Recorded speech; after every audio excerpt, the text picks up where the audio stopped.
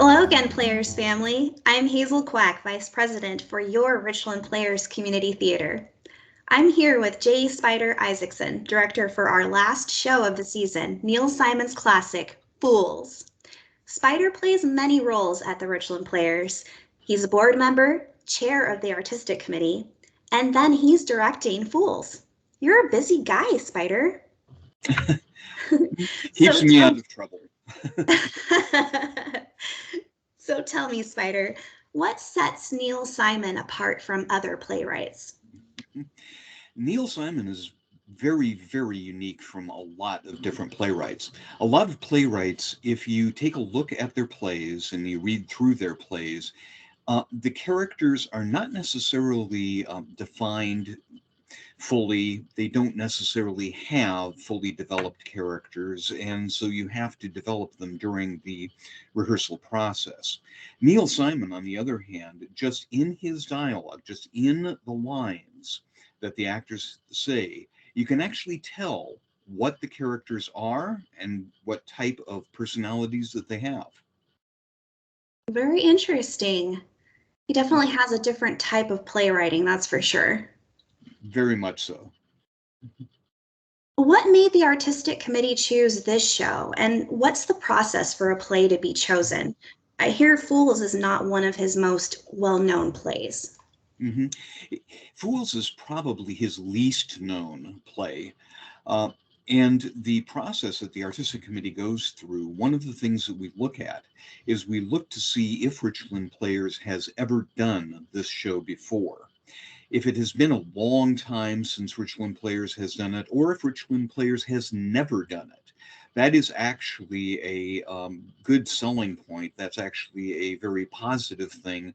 And we are more likely to do a play if that is the case. In the case of Fools, Richland Players has never done Fools. We've done a lot of other Neil Simon plays.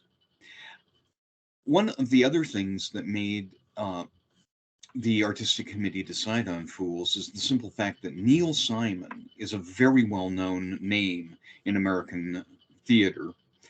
And as such, people are more likely to be drawn to a Neil Simon play, just as they would be drawn to, for example, an Agatha Christie play or William Shakespeare or someone like that.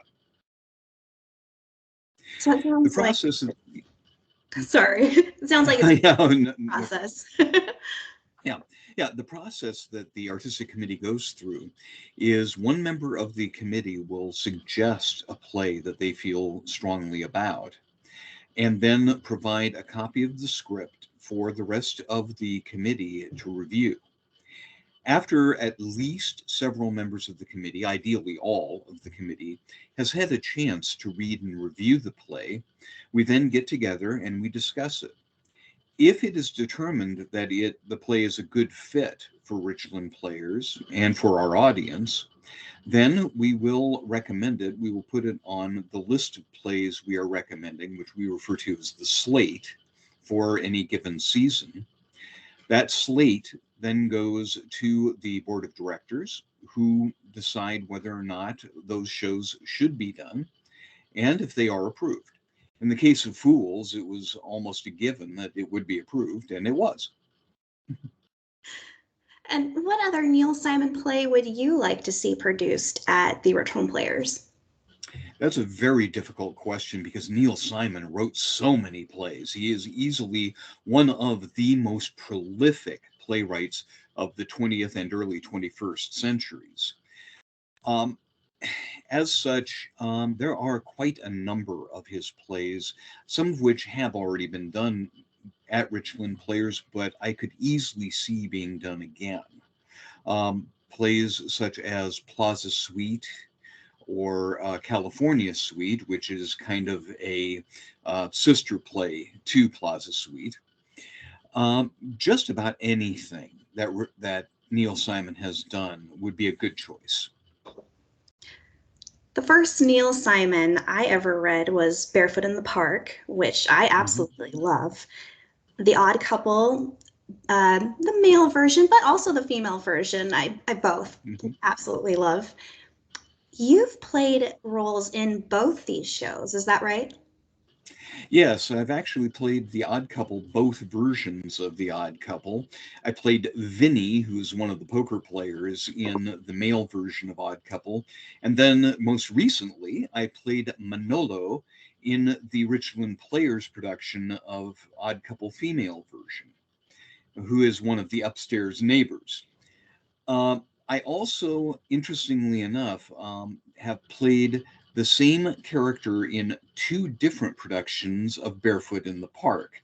I played Victor Velasco, the crazy upstairs neighbor, which was an interesting experience for me because I played it first in my 20s and then again in my 50s.